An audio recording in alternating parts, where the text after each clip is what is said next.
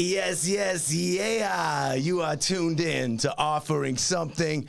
I am your host, Michael Bernier. Feeling so good to be alive. You know that is the truth. And you know I love you for tuning into the show. You are so wonderful. I also have a whole lot of love for our sponsors at Enjoy Your Life brand, New Balance, Rockport Brewing Company, and CNA Stores. Yeah. Oh, by golly. Seated next to me today, a founding member of the world-famous Santana band, the first Latin percussionist in the Rock and Roll Hall of Fame, and the man who made the conga drums rock and roll, Mr. Michael Carabello. All right. Yeah. Nice. Jonny Deups is in the room today. Love you. How you feeling, buddy? Feeling so good, Mike. Yeah.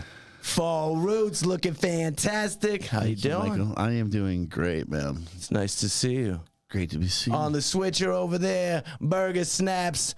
How you doing, buddy? Burger. Yeah. And Scott Winters from CNA Stores is in the back of the room behind the scenes. It's a full house and a good day. All right. How you feeling, Michael? Great. Or as they say, perfect. Perfect. Yeah. Is everyone saying perfect? No, just me right now. Yeah. I like it. Let's dig right in. I love this question. People who watch the show know. Where did you come out of your mother's womb and take your first breath of air in this world? 1947. November 18th, 1947. I was a Scorpio. Easy now. Where were we on the planet? San Francisco. Okay. San Francisco, California. A place called Double Rock, which is now called Hunters Point. Okay. But really, my family was from North Beach in San Francisco, which is a very Italiano kind of district. But a lot of sauce, meatballs, good. all the stuff, like weenie and clams, you know, the whole kind of thing there. But my grandfather was a merchant marine, and most of the merchant marines that went out in those days had to live by the water or somewhere in the port, like Newbury Port. Okay. No pun intended. So that's how he met my grandmother. My grandfather was Spanish. My grandmother was from Ponce, Puerto Rico. So I'm Spanish and Puerto Rican. Had a lot of music and a lot of excitement around me, but back in those days, there was a lot of people that landed in North Beach, and most of them were Italians and Portuguese and Puerto Ricans, I guess. I mean, that's the kind of thing that happened. So it was a very Interpol kind of thing. Give me your household first. You have brothers, sisters? No, I'm an only child. You're an only child. Okay. Yeah, I can tell you're a little wild, yeah. I can tell. Only child. I can. Big family. Okay. Yeah. So those people around, aunts, uncles, you were dancing? Salsa, merengue? No, not so much because I lived with my grandmother and my mom and a couple of cousins who I ended up calling uncles because I was so small. That's how it works, like uncles to me, but they were really cousins. But the thing is my grandmother had a chicken farm. Okay. And the chicken farm, you know where I'm going with this. Okay, so my grandmother had a chicken farm with goats and whatnot, right? And they would always tell me, don't go downstairs. Don't go downstairs in this room. You know, it's under the house. And I'm going, well, of course. That's where I'm going. Right? So, I'm in. So come to find out that my grandmother had this chicken farm because they did a lot of Santero stuff there, which was a religion in the Puerto Rican thing. I don't know if you've ever seen. Like sacrificing goats situation? No, chickens. Chickens. Yeah. I've heard of this. I've known some people. So anyway, there's a whole thing about that with percussion. I don't know if you know that, but there's a whole thing. Like playing hand drums while sacrificing animals? While they sacrifice this thing, they talk to the spirits. I mean, that's where a lot of the, when the Spanish came to Puerto Rico and took over, the islands and stuff, they made them stop doing all that stuff because they thought it was voodoo. Voodoo. So they found a way to keep playing their drums, and that's where the cajon comes in, which is a box. Yeah. Because they took away all their drums. That's the origination? It's the origination. Really? So the origin? Is that a better way to say that? That kind of music was kind of so much, how could I say, it's what I heard growing up. Yeah. So when did you first start playing hand percussion? Well, I didn't start until after junior high school, which is called middle school now. Right.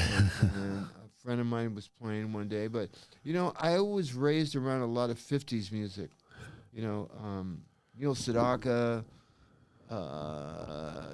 people like that had these great love songs. But you got to remember, man, there was no bass player in some of those in the doo-wop thing. There was a guy going do-do-doom-boom, do-do-doom-boom, sha-na-na-bop, and all those kind of things. So I got my groove kind of from that. But I think as years went on, the Latin thing didn't excite me at all. No. It just never pushed my button.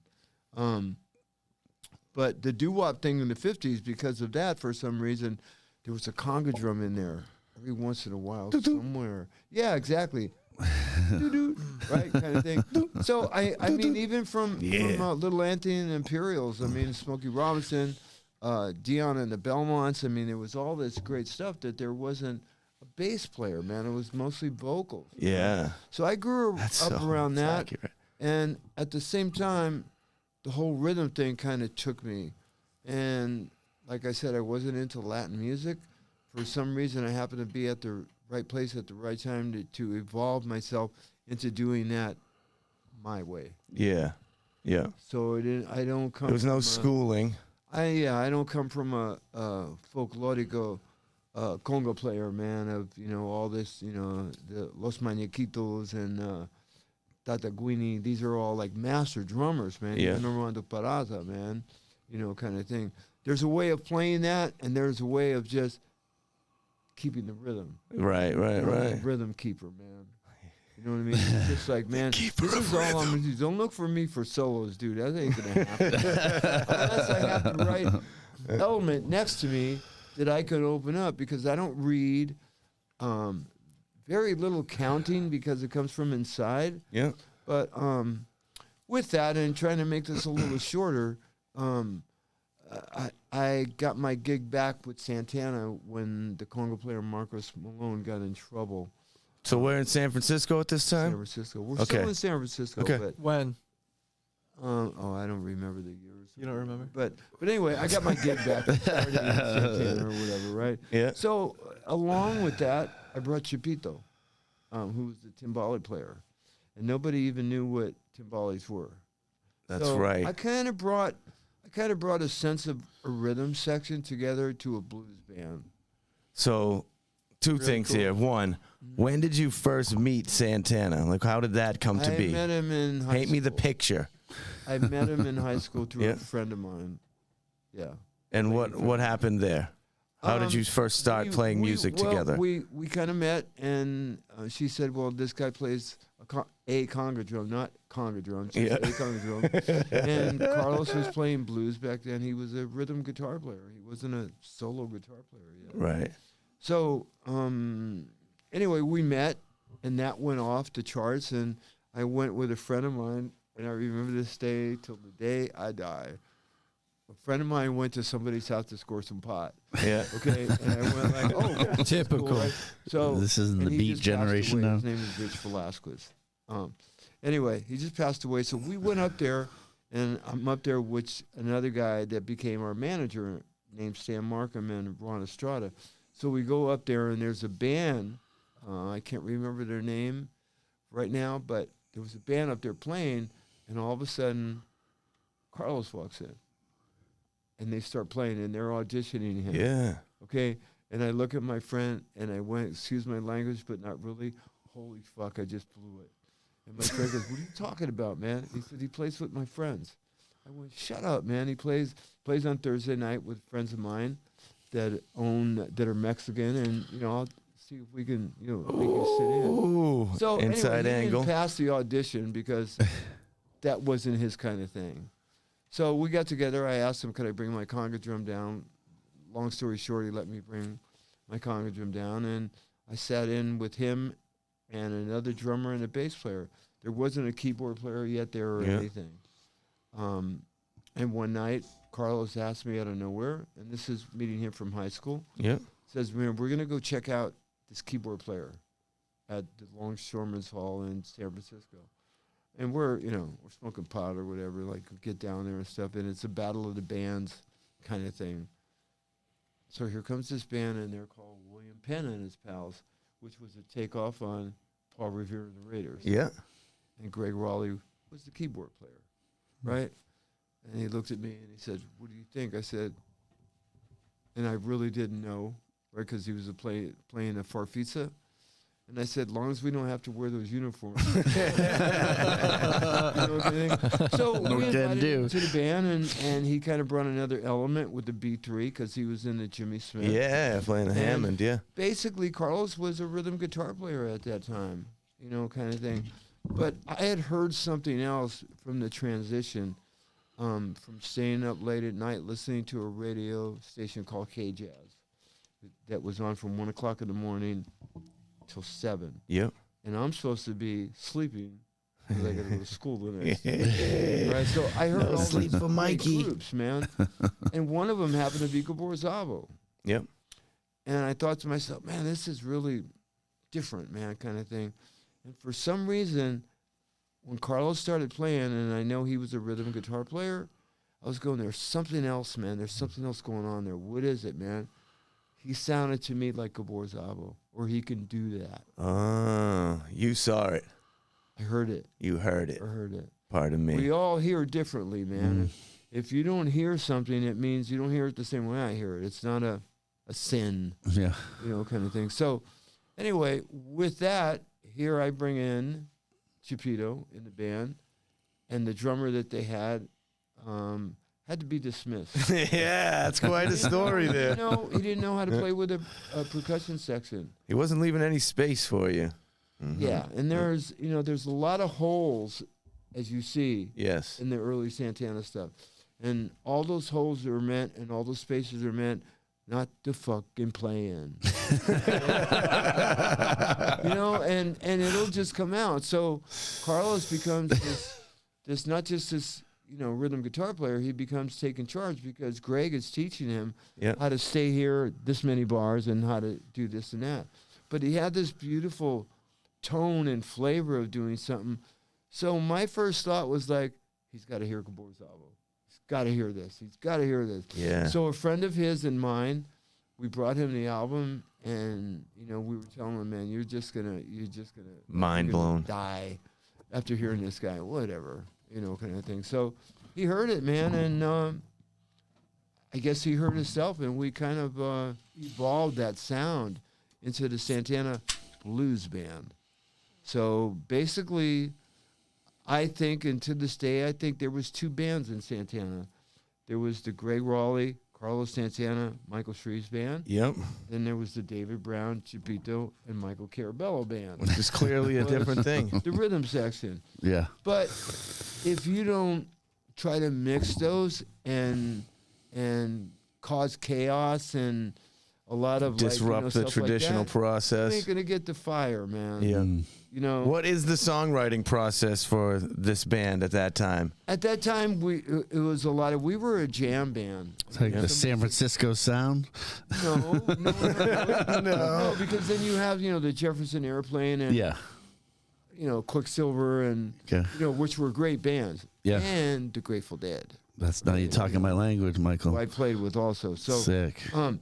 The thing is we were bringing something in that was a blues band that just went to somewhere else. We obviously didn't know what we were doing. Right. But we accepted each other, and there was a lot of fighting and a lot of hissing and a lot of this and that. But I got to tell you, it's just like a relationship or a marriage or a business, man. At some point, can you just shut the fuck up and play? Yeah. A lot of people need to hear that. Can you say that one more time, Michael? You need to shut the fuck up and just play. We're here to play. We're not here to criticize one another or go into therapy. You are there to play, especially when you're on the stage. It's playtime. So it basically, it basically comes down to the rhythm section against people who are trying to learn how to play what chord this is in and how many bars you fucking play in, But all of us didn't know anything. I think we went to the school of creativity. So we played off of one another. Yeah. You look at Carlos back in those days, his back is to the audience, dude. Oh, he's like the early Jim He Morrison. wasn't letting him in. So into what he's playing, man. Yeah. If you look at a lot of those shots and whatnot, those are all about writing and what we can do for one another. And I swear to God, there were times you go, no, don't do that. That's not it. That's a guitar fill. And we're not going to tell it to be a guitar fill. When he feels that, he'll go there. Yeah. So we did a lot of Gabor stuff, Yeah. Gabor Szabo stuff, man, with Gypsy Queen. Yeah. And Black Magic Woman went into Gypsy Queen, Singing Winds and Crying Beasts, what me and Greg Raleigh wrote, and Michael Shreves went into Black Magic Woman, then went into Gypsy Queen. Yeah. So we were always kind of set up a mood. Yeah. As opposed to here's a song. What's the other side sound like? Why do you even give a fuck? You're supposed to take these people on a, no pun intended, Jam. journey. Yeah, for sure. Roller coaster ride. Yeah. This is where it's coming from. But the sound originated from a lot of different personalities and a lot of different people's nationalities. Yeah. It was a diverse band in that sense. A team. A team, yeah. Yeah. Because I always look at music and putting bands together and projects together, which we are going to do something. Is that I look at it as a baseball team, and I have to challenge myself. The third baseman ain't happening, dude. We need to get rid of him. What are you talking about? Cutthroat. You know what? Let's go. The third baseman ain't working because the second baseman can't connect with him, or the first baseman. You're jiving. Stop.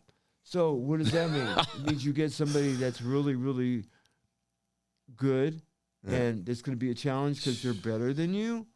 But what's Rise gonna up. happen? So it was always The whole a team challenge. rises up. It's a team process. It's not like this is my band. as I'm the individuals. best guy in the band, and whatever.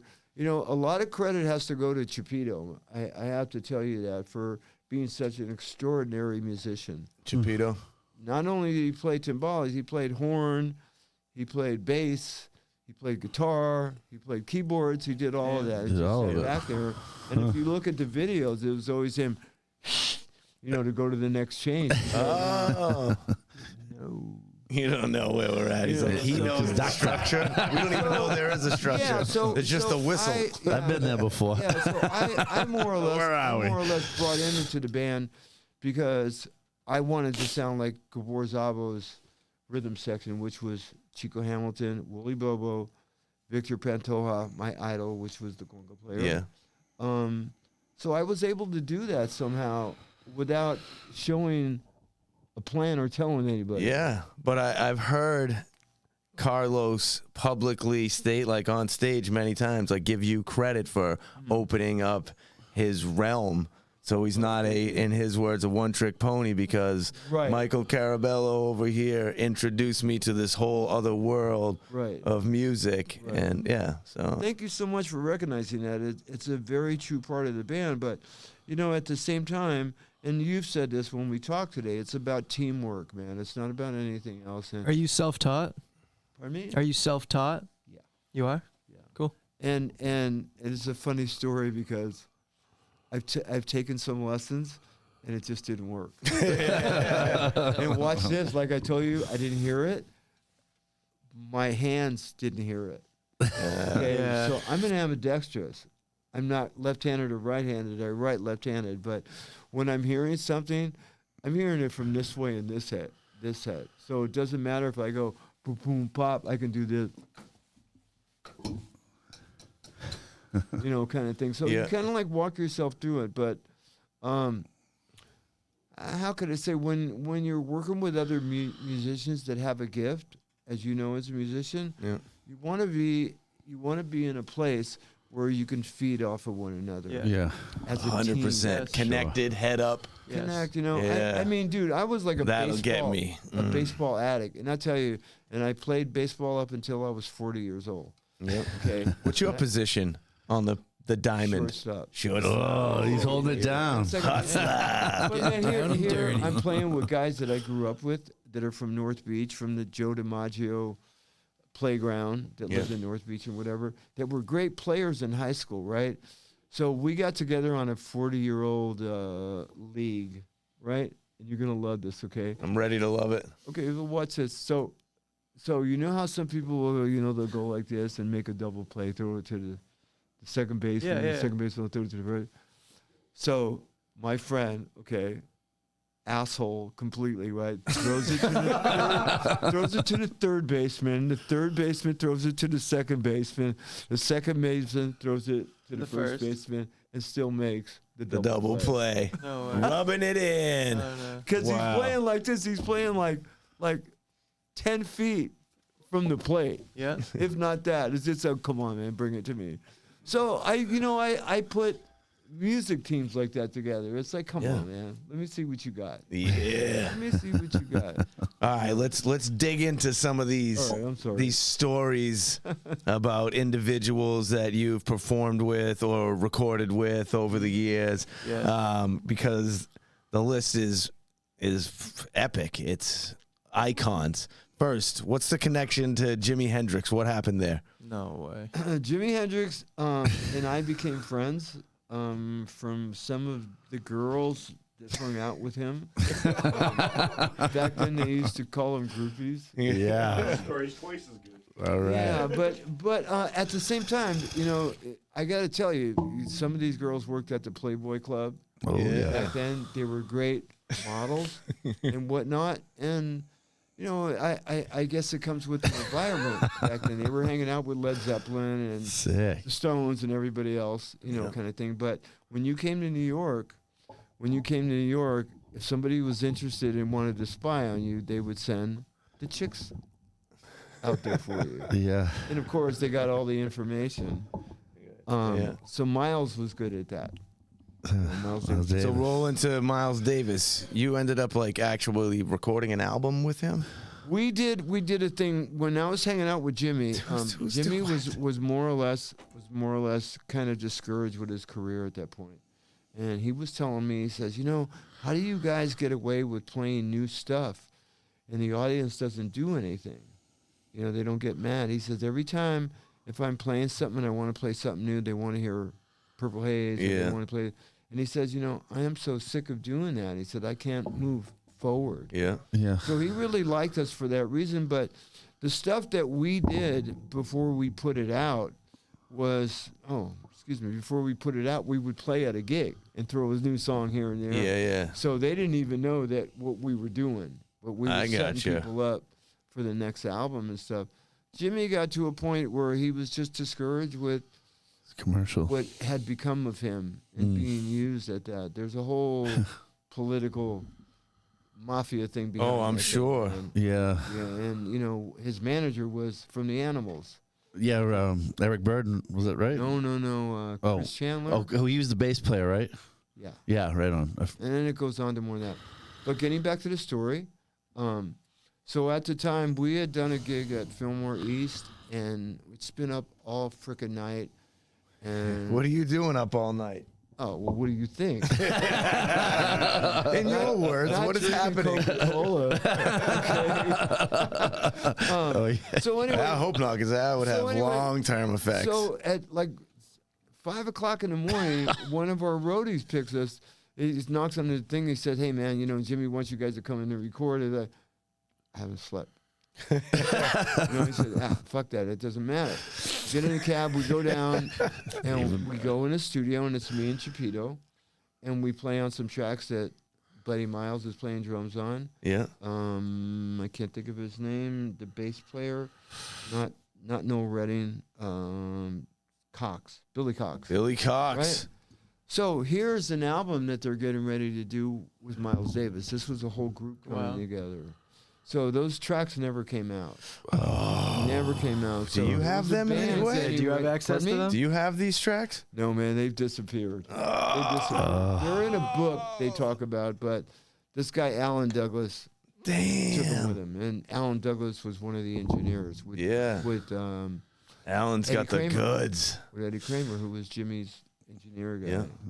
All Anyway, right. those have disappeared. So there was a group coming ready to go out. So that was my... You were Miles going to be Davis, in the Jimi Hendrix story. group. Very cool. With Chapito. With Chapito, Yeah, Jimi and Buddy Hendrix. Miles. What? That's unbelievable. That's crazy. That hurts me that never came to the surface. Let's go into the Grateful Dead. What happened with you and the Grateful Dead? He can hardly handle this. Yeah. He doesn't go a day without dreaming of Jerry Garcia and everything Grateful Dead. Two I options. don't understand, and it's so weird because the Grateful Dead were a group of some sort. They were more of a family Yeah. than anything else. They were into having fun and exploring, right? But nobody realizes that Jerry Garcia is Mexican. I didn't know that till right now. No, Right? I do. I do that. Yeah. And he went to a school in the Excelsior district in San Francisco called Balboa. And I knew Jerry's brother. I can't think of his name right now offhand. But when the Grateful Dead were doing their whole thing, we opened up for them a couple times. Yeah. And I remember one time I think it was in Reno, not Las Vegas. We played out in a parking lot of some sort. Somebody gave a gig. And our manager says, do not watch. Do not drink anything that's Coca-Cola or eat a sandwich or anything because you're going to get dosed. Don't touch the cake. Well, of course, somebody did. You know, and they had just played.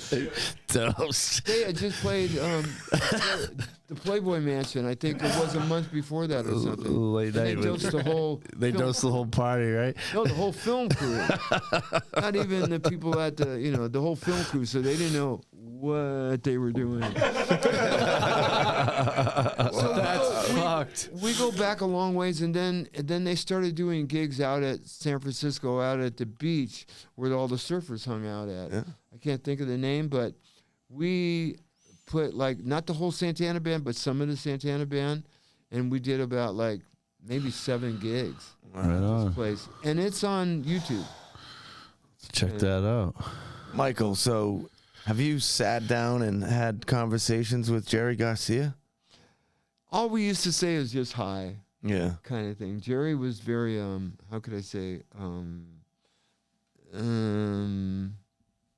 by himself, quiet, Yeah. introverted, Okay. kind of thing. Him and Carlos had more conversations than me and him had, kind of thing. And that's probably because of the guitar thing and whatnot. Right. But never did kind of hang out with anybody in the Grateful Dead. It was like, hey man, fun. Let's go do that. This guy's he can't even handle that you have spent time with them. What's the connection with the Rolling Stones? Rolling Stones. This is incredible. The Rolling Stones, another one that you're like, Yeah, I love I the lived in New Stones York. too. I can't remember the date or the time, but I had did so much in good. Yep. I did so much in San Francisco. I needed to move somewhere and get my career started again. Yeah. So my wife back then, named Mimi Sanchez, who has passed away since then, is from San Francisco, and said, you need to go to New York and just try to, do this. So we had just had a daughter. So I had to sacrifice of not watching my young daughter grow up to go to New York. But I Right. got to tell you, it's the choices you make in being in the entertainment business. Yeah. You get it later if you can remember. But anyway, Like so here I that. am. I'm living with Michael Shreves at the time. And I was invited to Mick Jagger's wedding when we were in Santana. And he kept, because, watch this, no. I he was kept- too, but I was wicked busy. He came to see us. Busy. He came to see us in Paris with Bianca. That time. What? And somebody goes, Mick Jagger's in the audience, and went, whatever. Back then, 'cause we thought Yeah, we were hot Mick. shit, man. Yeah. Back then, and we were. You were. So all of a sudden, after the gig, backstage, the whole paparazzi's back there and stuff. Here comes Mick Jagger walking in with Bianca, right? And it's so click, click, click, click, click. And he comes up to me and says, Carlos, what a great show. And I go like this. I'm not Carlos. He said, whatever. More or less. More or less. So somebody took a picture of that picture, okay, of me and him. Mick Jagger meets Carlos. It's in the paper the next day. Okay? Oh, man. So the band wasn't too crazy with me at that point. Wow. Kind of thing. But we had partied for a couple of nights and whatnot. That's great. And we get back to London. We're on our way back home from our tour that we've been out for maybe 3 months, man. I mean, we toured hard. And I'm getting a call from Mick Jagger. Please come to my wedding. I want you guys to play. I said, dude, these guys want to go home. We've been out here too long. He said, oh, no, I want you guys to come to my wedding, blah, blah. So after the third day of him calling me every day and having his brother call me, I just didn't accept the calls anymore. He's having his brother Big Jagger's all over you. No, I mean, seriously. I mean, it's a serious thing. Bro, leave it alone. I'm like, okay, so I don't see him for years later. So go back to the story. I'm living in New York with Michael Trees. I come back one of these nights from one of the clubs. Whether the Reggae Lounge or something. Yeah. It's like maybe 10 o'clock at night. Come in, I got a key. I walk into Michael's pad, and there's Mick Jagger sitting there. And I'm going, holy Maloney, right? And I'm thinking, oh my God, I missed this guy. I didn't call him back. I blew up. The whole world loves this guy. I'm just ignoring him. Or that's what they call it now. I ghost him. Yeah, there you go. This guy's ghosting anyway, Mick Jagger. I'm really, I'm impressed. Yeah, he's sitting there, they're drinking wine and, doing whatever. So was it awkward or what? That must have been pretty awkward. It was more awkward for me than them because they'd already had a couple of glasses of wine and, we're moving on to other things. I was about to say. So I just go like, oh, man, that's cool. He said, we're recording and stuff. And I went like, okay, well, I'm living this. I get a call the next day from Chris Kimsey, who's a famous producer from the Stones. It says, and I'm going to try to mimic this in English. Oh, Mick wants you to come down and play.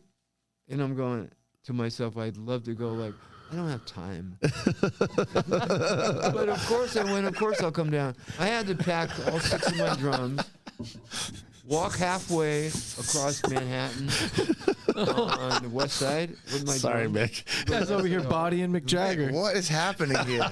No car? What? No car for you? He didn't have you picked up? No. New York's not like that. Okay. And Mick Jagger has it like that. No. Shoulda. Dude, you get a call from them and it's like, what? Are you sure you have the right person? Yeah. Okay. I know. So I took my drums one side of the street. There's one case with 3 drums in it. Go back across the street, get the other one with 3 more drums in it. I get to there, go do the recording, and Ronnie's there and Charlie Watts is there, right? And I'm like, pretty cool. Yeah. So he's telling me, okay, I want you to play this to it. And I'm going, I don't do that.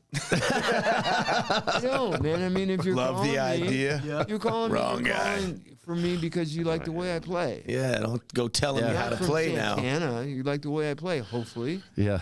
So we do the track, and one of the tracks was Waiting on a Friend, right? Yeah. We're waiting on a friend. So I said, let me try this, let me try this my way. So we took My Way, and then we played on Neighbors and Heavenly, and I think something else.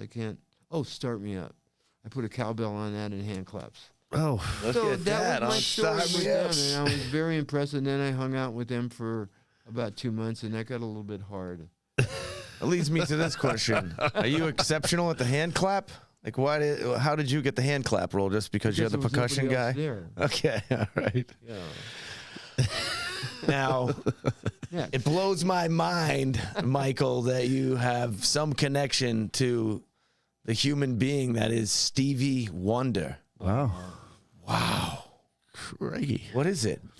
The drummer in Sly and the Family Stone, Greg Enrico. Yeah. Sly and the Family Stone is one of the most incredible bands forever. Hung out with them when I was younger and whatnot before I even got back in Santana. Yeah. So my friend is the drummer, right? and just a badass, man. 16th notes on the freaking hi-hat and everywhere else, you know.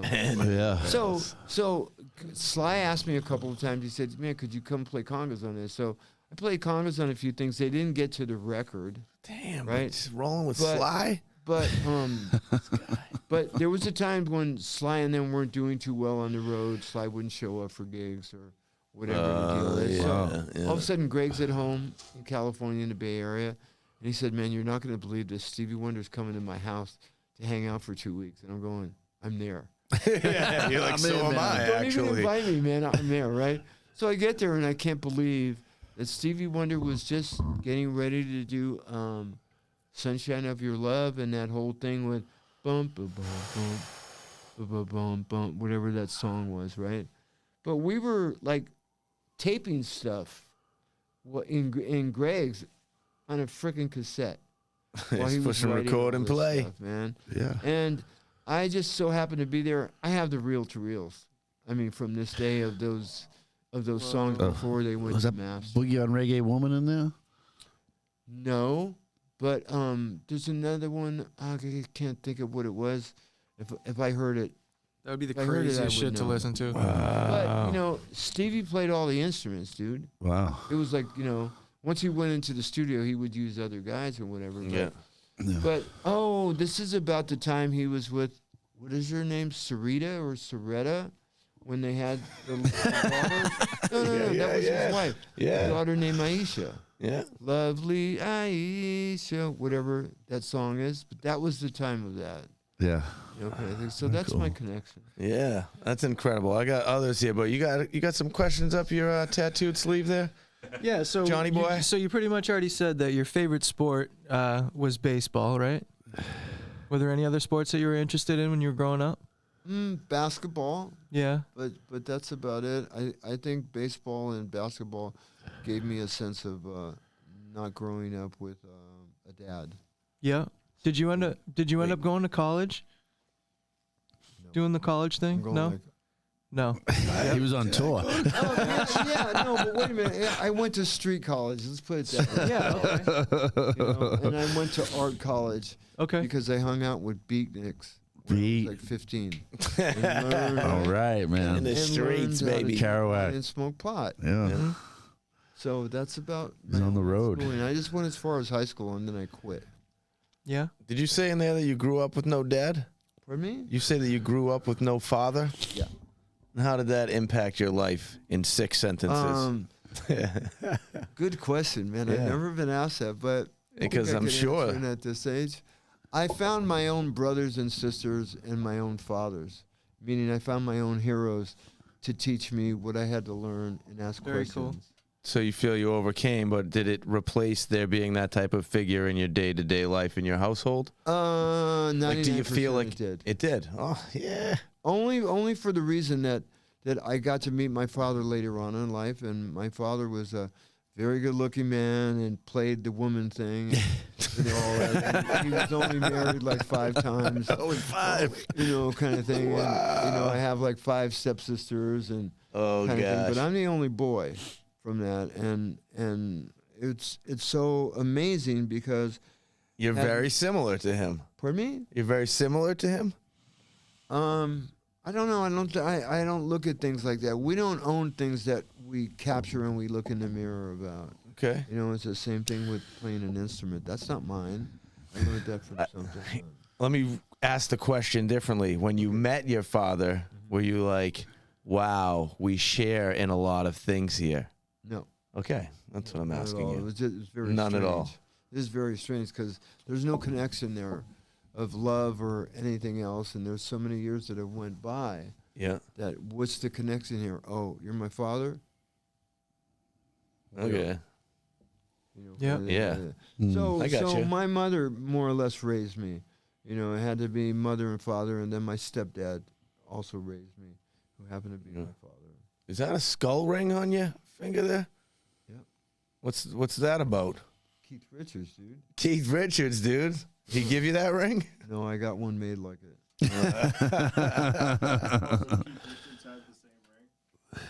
Yeah, look at all the photographs. And he also has this too. Yeah. Handcuffs. Yeah. Yeah. Oh yeah, I'm a Keith Richards fan. So I got another like this is a 2-part question for you. So when you picked up the drum, you said that was in the 7th or 8th grade. Would you say middle school? Did you say?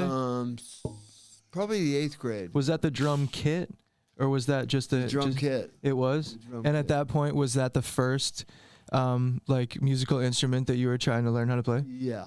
Now to this day, do you play any other instruments, or is it still just? I play the piano a little bit only when I write. Basically chords and whatever I can tell the other players. Yeah. But when it came down to the drum kit, because I wanted to learn how to play drums in junior high school, and it just so happened, I don't know if you guys had homeroom class out here where you have to be there in the morning. Yeah. It was terrible. Yeah. And I figured out I don't have to go there in the morning. I'll be in first period as my first class. So, which caused me a lot of problems. Which made me late for a lot of years because I got away with it. But it just so happened that my homeroom teacher was the music teacher of the school. Sick. Right? Do you want to share with the class what you were doing during the time that you were supposed to be in the homeroom? Okay. As you were taking my time not to go to school. Yeah. I mean, basically, good question. But anyway, so I got into band class and, did this and this and that. And there's like, however, it was 45 minutes a period or something we're playing. And he never got around to showing me what to do on drums. He'd give me a book, left, right, left, right. You've seen those. Yeah. Right?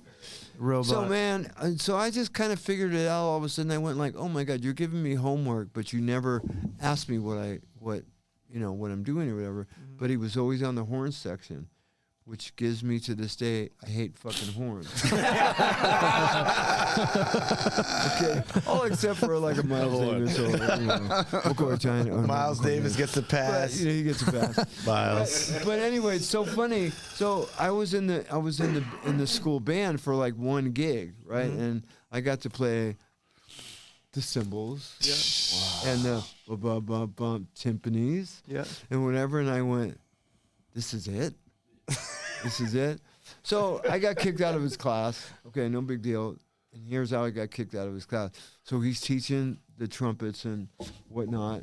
And all of a sudden I look at my friend and I went, I'm done.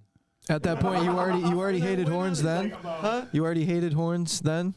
Trumpet and all that? No. Well, what was the reason? It's like, this guy's supposed to be teaching me something, man, and you're spending time on the horns. Yeah. Right? But that's what you do in an orchestra, I guess, Yeah.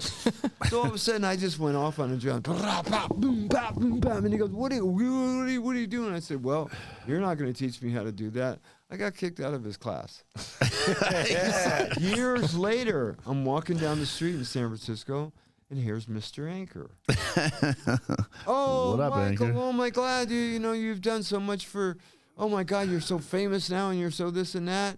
And he said, oh man, I'm so glad. And I says, not by any of your help. And I go, he goes, probably not. He goes, I said, yeah, man, there's some things that we never finished here. He said would you come in my class to teach some of my students and tell them what you did? I said, only if I could tell the fucking truth, okay?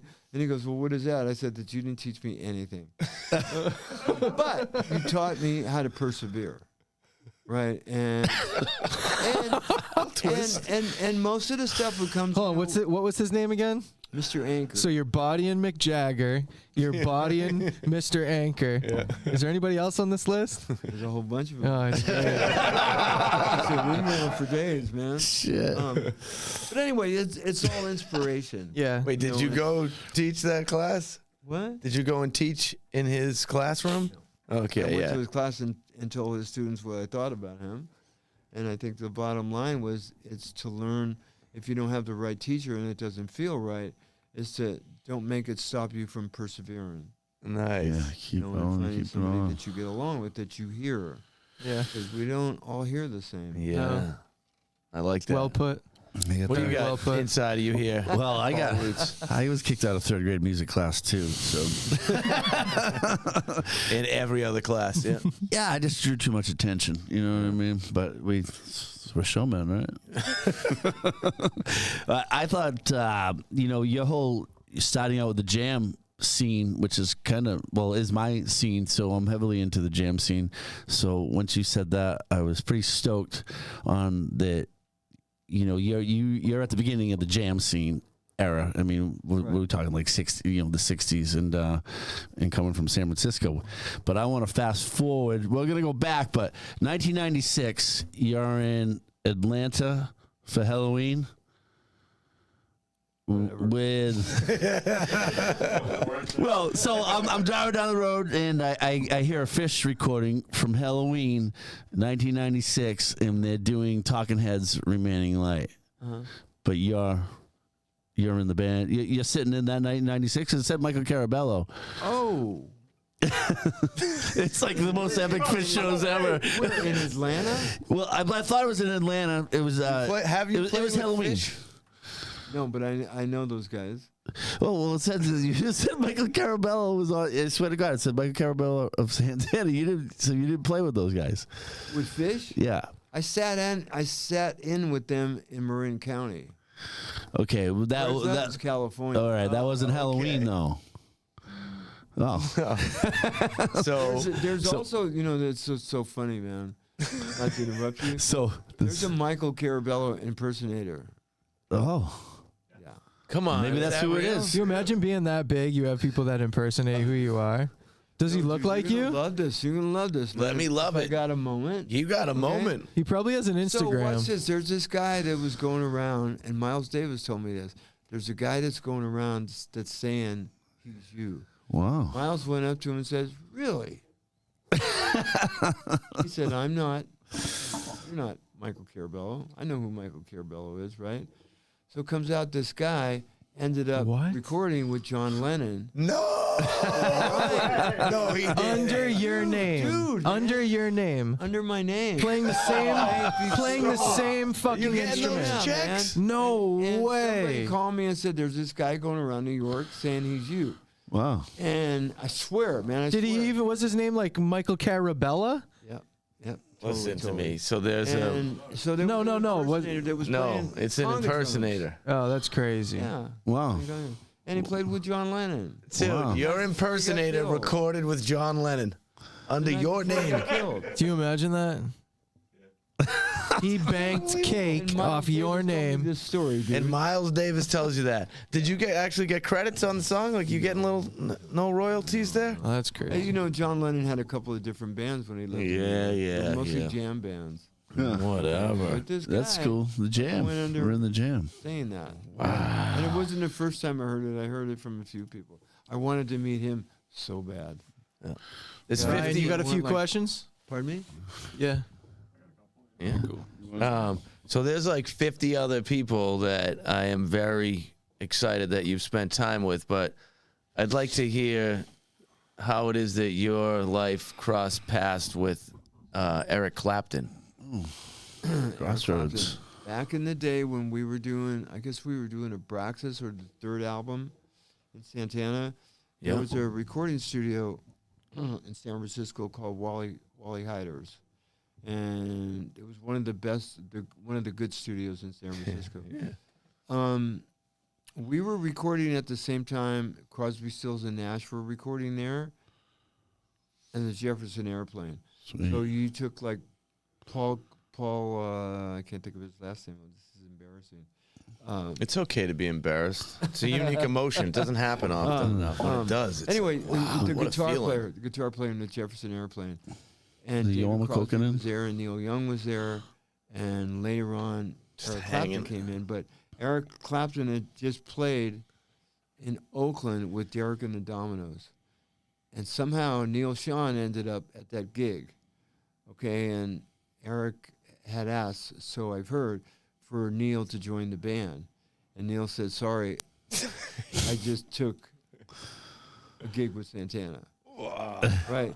So anyway, the next night after that, Eric came down and jammed with David Crosby and Neil Young and them, and I happened to be on a couple of songs that they were jamming in because we were in studios next to one another.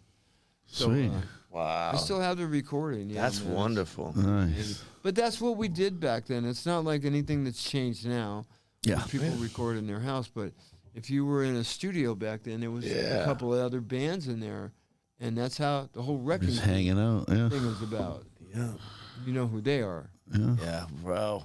Wow. I love painting this picture inside of my brain of you, Crosby, Neil Young, Eric Clapton. Yeah, that's wonderful. What else you got in you? You got a question there? Burger Snaps. Burger. Nice to see you. You look fantastic. Nice to meet you, first off. Thank you. Thank you. Pull that mic a little closer to your beautiful face. There you go. Here it is. Berg. When you were on the road, and then after you finished your tour, and would you ever get like the tour blues? No. No. Happy to be home. Get back out there. You just couldn't wait to get back out? No, yeah, because at that point, people don't realize this. People in the entertainment business and athletes also, and I hopefully actors. You try so hard to be what you're doing well, which is your gift. Right. It doesn't relate into a relationship or reality as being a human being. And I know this sounds weird. Yeah. No, but it it sounds very accurate. Why do I have to go to therapy? Why do I not think like you? Why do I have to explain that the only time I could work is from 1 a.m. until 5 a.m.? Right. Right. And I just, that's just the way that you tick, kind of thing. So it's very hard to come off the road and try to jump back into a family. It's or the dichotomy is obnoxious. Or being a father or something like that. And I got to tell you, honestly, that's why these guys are out there on the road. Because they have such a difficult time. And only the Rolling Stones and a few other people, like Paul McCartney and a few other, and the Grateful Dead, Bring their family. Bring their families on the road with them. So they're used to living that road life. But to answer your question, it's harder than it looks. Right. I can only imagine.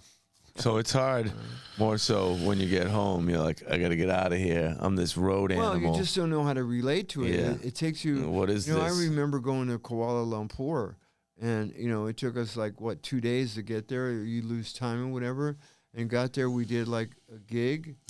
We did a gig or two, and came back. And I didn't even know where we were by the time I landed in San Francisco. It took me 3 weeks to get back to normality, if that's a word. Yeah, no, that's a word you're all in my over world. the place, man. Yeah. New town every night. Wow. It's hard, man. It's harder than most people think. I don't recommend it to anybody. I taste it in my life, not to the extent of months on the road, but I know that there's after weeks touring with the band or just I'm traveling pretty much every week to go speak to audiences, and there's this insane imbalance, the difference of being out there and being in the spotlight and everybody loves you and you're taking pictures and all these things are happening, and then you go back home and you're like, hey, what's up, family? Let's have some dinner and vacuum the rug. Yeah, it's a lot. It's a lot on the mind. You're like, oh, right. God, my first wife would say, garbage. Yeah. And I'm going, what? She goes, take out the garbage.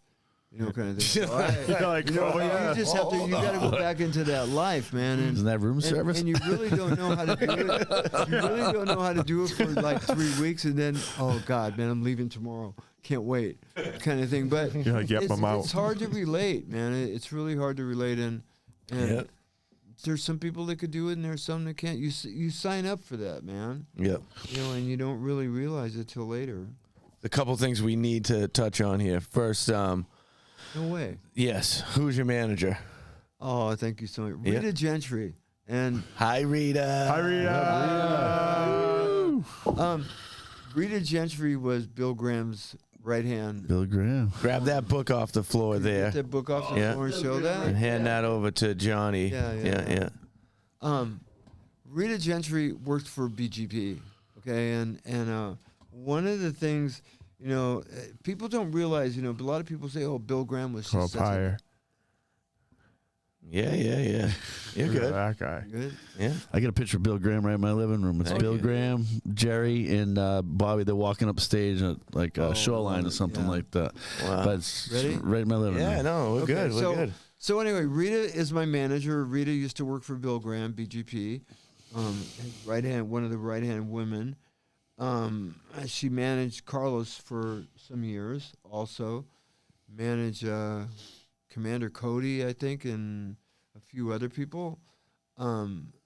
This is like something that it's a hard business to be in. Yeah. And it's not about being nice.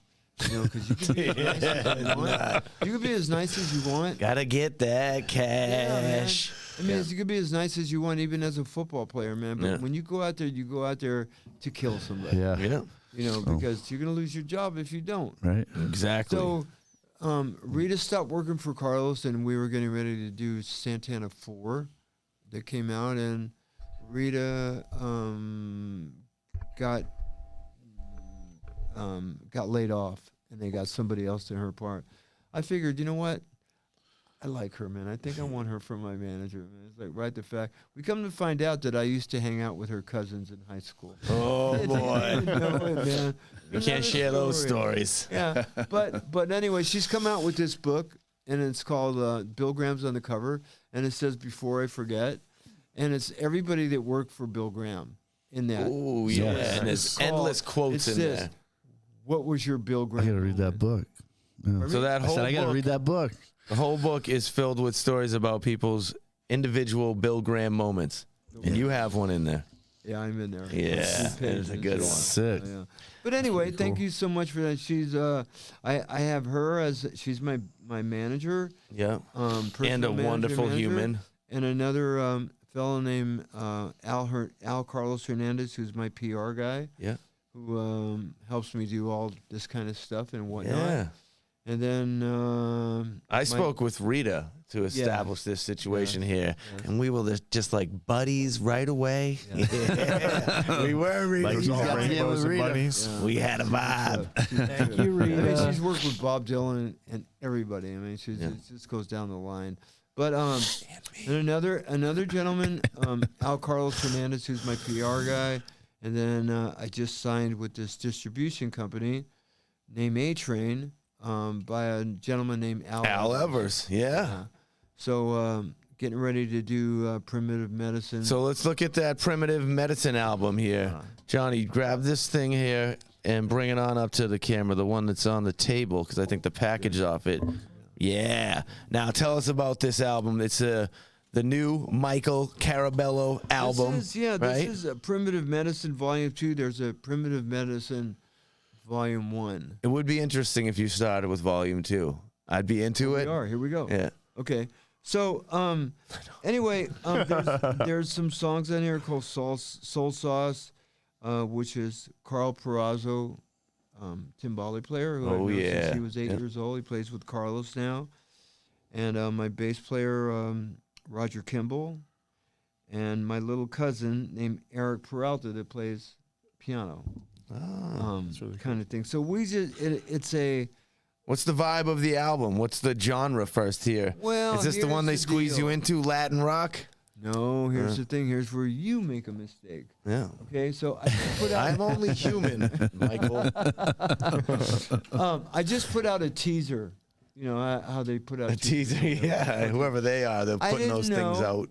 I didn't want to go one direction, Yeah. so I put some appetizers out, and they're different styles of music. One's a song by Cal Jader called Wachiwata, and it's called Soul Sauce. Another one is called Thoughts that myself and Roger Kimball, the bass player, and Carlos wrote. Oh. So there's just three of us on that. It's called Thoughts. And then the other one is called Reggae Blues. And, you know, I come from a school of Paul Butterfield, believe it or not, man. And the whole connection with And the Carlos. School of the Streets, yes. Yeah. And, you know, the whole Carlos thing is because of the Paul Butterfield thing, the whole blues thing also. But I've met some great harmonica players throughout that. Lee Oscar being one of them, who I worked with, that used to play with War. Wow. But Charlie Musselwhite is like one of my favorites, man. So I got Charlie to play on a song called Reggae Blues. So a friend of mine, Paul Pesco, great guitar player that's played with the Eurythmics and Just about everybody. Mariah Just Carey. dropping all the names. Dropping all the names. And, Mariah Carey. a girl named Rachel Wilcox that did all Wicked the hand boring clapping life. and whatnot. Yep. That's from Cedar Street. But this was just a tease to throw something out there because I didn't want to fall down one place and just do all of that. So I wanted to see what people liked. Like a collective of. So this album is out in the world now. This is available for human consumption. Go on Spotify. Yeah. You can go to Dino Records. Thank you, Sally. hey. I know. Right? That's some local. And it's just and Mel's Yeah. in Amesbury. There you go. Yeah. Spotify, Michael Carabello, Yeah. Primitive Medicine Volume 2. Right. Now, let's get ahead of this.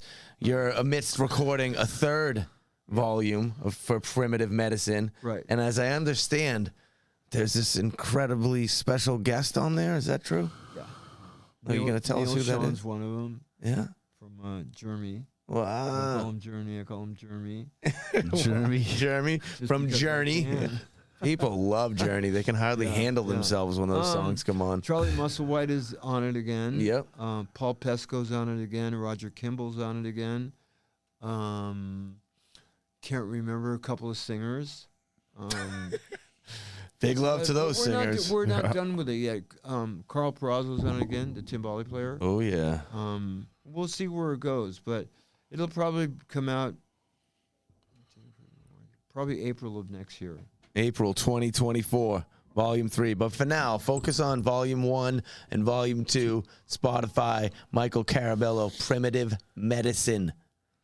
How's that? You like Volume that? 1 Primitive. and Volume 2. That's right. I don't know why I'm asking this. I think it's just because you probably told me to ask you this. But who is Paul Butterfield? Oh my God! You don't know who Paul Butterfield is? I mean, you Tell just us. told me to ask You? that, so I didn't even think about Paul it. Butterfield. I don't know Paul is Butterfield. blues. Oh man! Honesty is the king. Paul Butterfield confidence is a is. blues harmonica player. Oh my had God, a it's band me. with Michael Bloomfield and Elvin Bishop. I'm sorry, right, Paul. come on, man, They you were knew called that. the Three I Bears. totally did. There's a lot to know out I there. didn't. They did a song. They did a song called East West, which didn't have a bridge that went on forever. And I gotta say that was one of my inspirations because it went on forever. And if you Jam. hear it, you look it up on Spotify. East West, Paul Butterfield. That's who that was. Harmonica player. Bridgeless Road. People don't realize that I come from a blues background. Yeah. You know what I mean? Even though I'm a percussionist or whatever, the blues are what turned me on. I turned the blues into something Yeah. else. I made the Yeah, you conga did. drum a part of rock and roll Right on. as an instrument. Yeah. It wasn't used in rock and roll before. Only mentioned in the intro was that you're in the Rock and Roll Hall of Fame. Michael here is in the Rock and Roll Hall of Fame. Yeah. That's big. How does that happen? What? Right. I don't know either. I'm not in there. Yeah. Yeah. What is the title? Like, why are you in there? I think it was because Santana was just such a different group, Yeah. and most people didn't know what timbales were or congas were, and it came out of a blues group. And we just did something different that nobody had cool done stuff. before Yeah. on purpose. On purpose. You know what I mean? Strat- They put you in as a blues band or a jam band? It was a blues band Mm. that didn't know how to go to a bridge. There it is. I mean, the so key I to remember, success. I remember us auditioning with Chet Helms at the Avalon back then, which were the Fillmore days and whatnot. Wow. He's like, where's we this did an going? audition, and the guy says, "That's it? Don't you guys have a bridge?" And we go, "Isn't that the Golden Gate Bridge?" We didn't know what a bridge was, or did we care? So we were a jam band. You're totally correct, and we made songs out of those, Cool. you know, kind of thing. So that was the whole writing. Wow. Was there anybody that you kind of wish you could have got to work with that's no longer with us or with us still? With us, probably Steve Winwood, Okay. So What Stevie is it about Winwood Steve once. Winwood that makes you want to work with him? because Steve Winwood, nobody knows this man, but he loves Latin music. He does. He doesn't tell anyone. He told you. No. You listen to some of his stuff. Yeah. And you go way back. I mean, here's the guy that started. He was like 16, wasn't he? Cream and all those things, man. I mean, come He was a on. rock star. But think about it. You know that song that he does? Think about it. It's all congas in the middle. Yeah. And all through it. But somebody told me, Wilfredo Reyes, who's was one of his drummers, said, "Man, you have no idea. This guy's got a Latin collection that you would not believe." Yeah. Did you hit up Steve Winwood and say, "Let's make some music"? You're not that dude. guy. No, I'm not that guy. You I wait saw for it Stevie to come Winwood to you, and once. when it does, most often you don't magic. even return the call. Yeah. Depends. Depends. That's it. Because, I mean, it's just Mick, you leave me know, alone. You go into studio work not knowing what you're ever going to get. I didn't want to become a session guy. Yeah. And I No, did I it. got you. I did it for a while in That's LA, not the and goal. it's the most boringest thing in the world, like- man. Yeah. Hired gun I status. can't be myself. Yes. Michael, do this. Not. I will leave. What you want? Scott, you want to hop in hop up in? here? I know you got some questions in you. Yeah. Actually, I'm gonna just sit here and keep I listening. buy to pot this. from your shop. You do. Michael You do. Carabello buys his pot from CNA CNA Stores. Stores. CNA. Massachusetts. That's awesome. I've just had a great time sitting here listening to you. You tell amazing stories with amazing emotion behind them, so that makes them very interesting and very easy to digest. I could I got relate. more. I could relate. So there were so many things that I could relate to while you were talking, like the music class. But I was kind of the exact opposite. Is that I had a music teacher in high school. He gave me the only passing grade in high school, and I can't read a lick of music. And concert band. I did the chimey thing, and the triangle and all that. And I think I got the bass drum in marching band, you know. Right. And but I skipped every class, and I went to the music room and would play the drums. And I'd have my Walkman on playing, like, you know, Dokken and Judas Priest and all the 80s, you know, rock and roll stuff, and beating the hell out of his drum set. And he would come in and he'd give me little pointers. George Lynch. And he just saw the heart and the passion. He couldn't trust me to count hash marks, because I can't count either.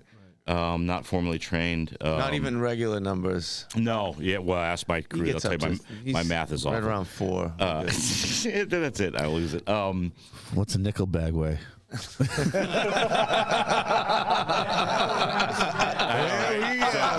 that an eighth? That's 3.5. No way, dude. Nickel bag of funk, baby. As much as you can with one hand and put it in the bag. Okay, watch this. Before these guys take you down anymore, let me tell you something. That's right. As long as you come back in on the one, wherever the fuck that might be, you're okay. Yeah, but you feel that. So Just come back on the one. I'm with you. And if you don't, Doesn't matter what happens in And I between. hear that, and I really think, you know, we had talked a little bit before the show about you and teaching. I think that's an incredibly valuable lesson. So I played, you know, with a bunch of people over my life, nothing like you, just local stuff, you know, doing, and never being myself. Right. Always playing what I thought other people needed me to be. And so I walked away from all that in 2014, and I just stayed in that basement I showed you. Yeah. And I learned who I was. And I play better now, and now the music means it's a religion. It means something, and it means how you deal with other people and how you interact, and it's being supportive when that person needs you to be supportive, and it's being able to stay back when you need to stay back. Yeah. And Well, you know, I'll tell you something. And so much more. If you got a moment, if I could tell take it. a moment of this. Take this moment. I'm a teacher that I teach. I don't do it, even though, you know, I gave you that flyer. I teach in Amesbury and stuff, but I don't take a whole bunch of students on for the simple reason that I don't want to spend my time teaching. I want to give advice. Yeah. I would say, right? Yeah. And there's been so To the many right people. You've seen a lot of people come from, and I'm going to say this, from Haitian people all the way to Africa to Latin American companies that teach these, I want to be a drummer. And man, I'm telling you, you can get 3 dogs together to do this, and it's going to sound like, whoa, man, that sounds great. This is what they do when they give lessons. Yeah. They give the same beat to everybody, and all of a sudden you think you're doing something. You're doing something in a community that sounds louder is all. But they're taking your money, dude. Right? So I'm You better give me that money. Hey. So you know, So wait a minute. My whole thing is about when I teach, I become the student because I have to figure out why you're not hearing it.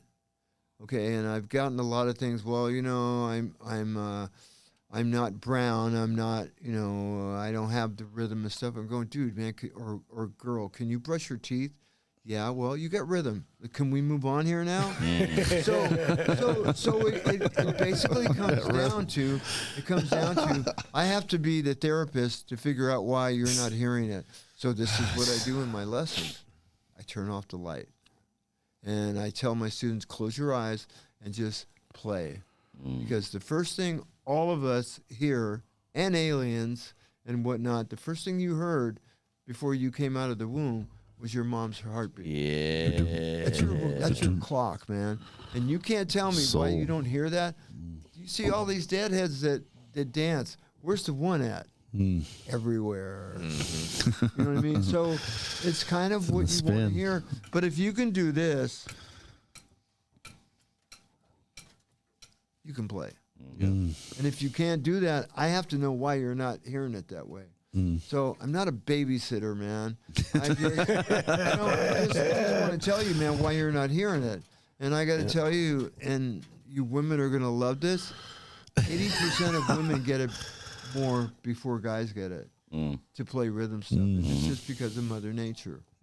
They have that whole rhythm thing with the heartbeat.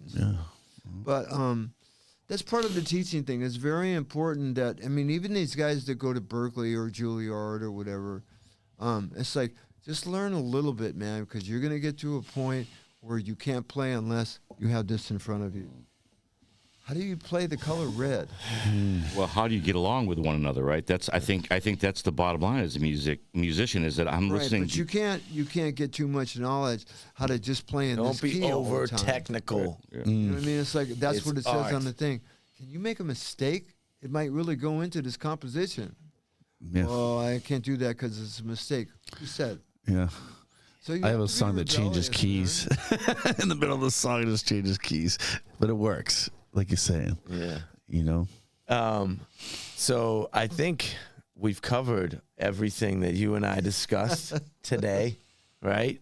Okay. You guys feel good? Anyone have his questions they're itching to asking him, Scott? You got something I in just you want here? to thank you again for pointing He those shaved. Like, he I usually think- doesn't trim up the top part of the I beard. treated it all up. He, like, actually. cleaned himself up for you, Michael. I think I just think that's He did. incredibly important. I think we get caught up in the paradiddles and the rudiments and all of those things that, and I'm not saying that those aren't worthwhile lessons, but I think the heart and soul.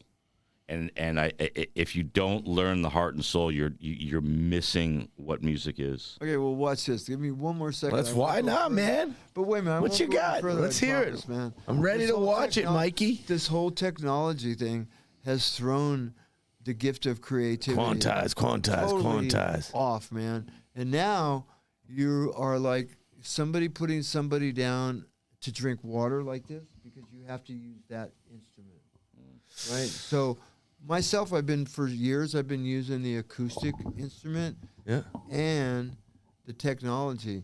And I'm able to take out the technology and make it sound like it's real because it's not up there in front. So you're comfortable with reality?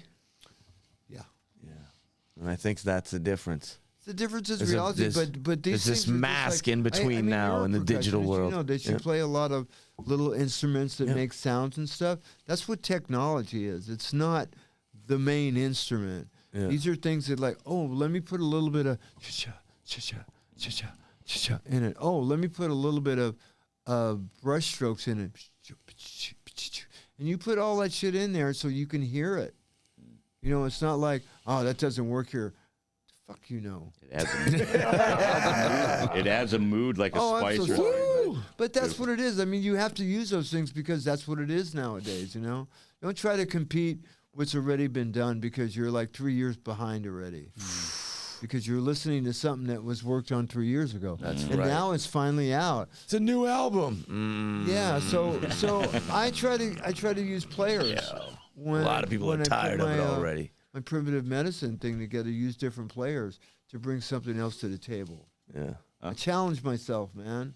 It's boring the other way. What's that jacket you're wearing, Michael? Oh, this is from last year. I was on tour. Last year you were on tour with who? Santana. And Earth, Wind, and Fire. Santana and Earth, Wind, and Fire 2022 tour. What was that all about? Where'd that hit? Just out on Planet Earth. Yeah. Huh? Where did that tour go? They went all over when they came back east. Carlos calls me every couple of years or whatever when they're back here to go play like 5 or 6 gigs with Yeah. us, which I Yeah. love. But, again, me and Carlos started that band. I mean, I that's know. what that was, man. And him and his wife are Nice work. my daughter's godfather and godmother. Oh, Yeah, so there's a a true family connection. It's a family thing there. And our daughters hang out. So you would say you love Carlos Santana? Love? Yeah. No, he's my family. Family. It's even beyond. Bam. That's great to hear. After all So these we years. still work together and hang out and stuff like that. But like I said, I'm able to go out every couple of years with him and do that. So Yeah, I've seen I'm you still pop a up part on some shows. of him, not so much the band. Right. But and we still write together and we still talk and all that kind of stuff. So, one more time. Did we miss anything? Is there anything that you feel that I've overlooked? Do you want people to find you out there in the social media world? Do you want no connection to humans? You can go to my webpage. What's that? MCARR. No, I'm sorry. Wrong. Oh my gosh.